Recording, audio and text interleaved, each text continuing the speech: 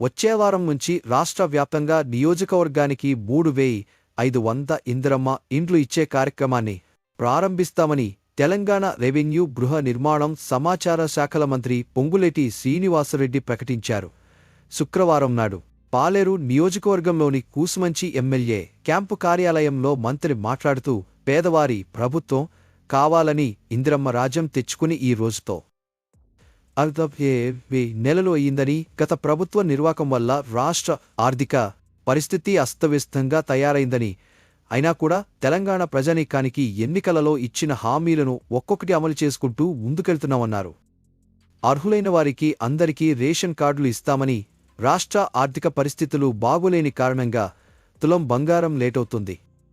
ఆనాటి ప్రభుత్వం అభివృద్ధి పేరుతో అరాచకం సృష్టించింది. వాటన్నింటినీ గాడిన పెడుతూ అభివృద్ధి, సంక్షేమం చేపడుతున్నాం. ఎక్కడ తగ్గకుండా సంక్షేమ కార్యక్రమాలు చేపట్టాం. పేదవారి కోసం ఇందిరమ్మ ప్రభుత్వం చిత్తశుద్ధితో పనిచేస్తోంది.